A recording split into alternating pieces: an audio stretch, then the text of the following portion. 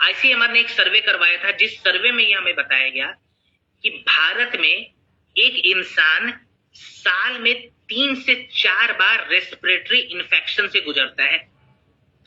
जो seasonal illness है ये भी भारत में बहुत ज्यादा कॉमन हो चुका है। जैसे आपने देखा होगा, बहुत सारे लोग सर्दी के मौसम में भी बीमार हो जाते हैं, बरसात आया तो बरसात के मौसम में भी बीमार हो जाएंगे, गर्मी आया तो गर्मी के मौसम में भी बीमार हो जाएंगे। माने सीजनल इन्फेक्शन जो है बहुत कॉमन हो चुका है।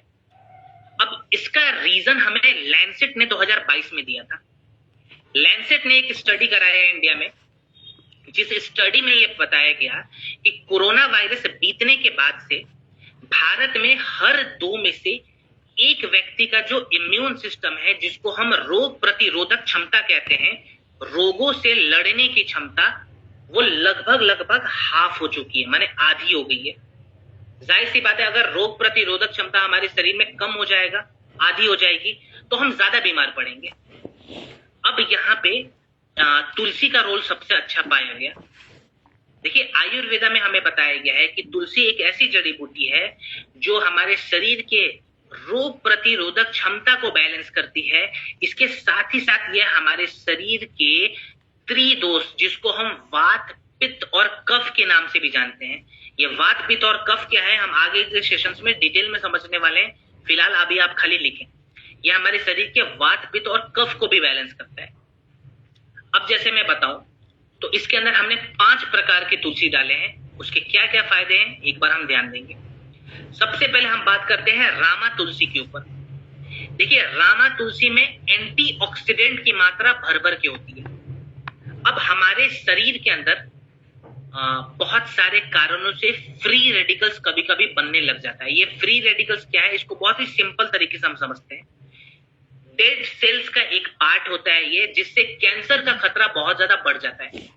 तो अगर हमारे शरीर में फ्री रेडिकल्स ज्यादा बढ़ेगा तो कैंसर का खतरा बहुत ज्यादा बढ़ेगा। तो फ्री रेडिकल्स को शरीर से बाहर निकालना बहुत जरूरी हो जाता है, और फ्री रेडिकल्स को शरीर से बाहर निकालने के लिए एंटीऑक्सीडेंट का होना बहुत जरूरी है। और एंटीऑक्सीडेंट की मात्रा जो है आपको रामा तुलसी में बहुत ज्यादा मिलेगी। तो हमने रामा तुलसी ऐड कर दिया, माने ये कैंसर वाले केस में भी काम आ जाता है। ठीक है। दूसरा हमने ऐड किया हुआ है श्यामा तुलसी। ये हमारे शरीर के सर्कुलेशन को बैलेंस करेगा, जो ब्लड सर्कुलेशन है उसको बैलेंस करेगा, और रोग प्रतिरोधक क्षमता को भी सामान्य रखता है।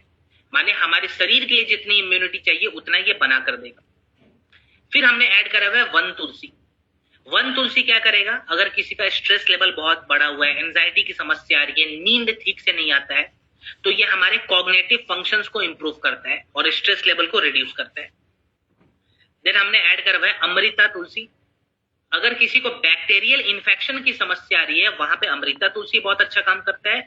और लास्ट में हमने ऐड करा हुआ है ध्रुद्री तुलसी।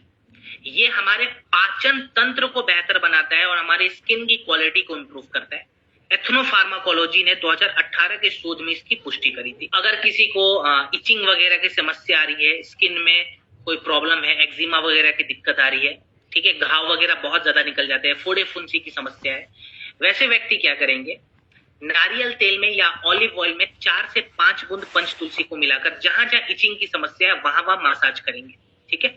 किसी को अगर बराबर टॉन्सिल की समस्या होती है या गले में खराश की दिक्कत है, गला बैठ जाता है बहुत ज्यादा, वैसे व्यक्ति 1 गिलास गुनगुने पानी में 1 बूंद पंच तुलसी को मिलाकर उससे गागल करेंगे। ठीक है, दिन में 1 से 2 बार। और अगर आप लोग अरोमा थेरेपी प्रैक्टिस करते हैं, मेडिटेशन करते हैं, तो आप अपने डिफ्यूजर में भी इसका इस्तेमाल कर सकते हैं। ठीक है।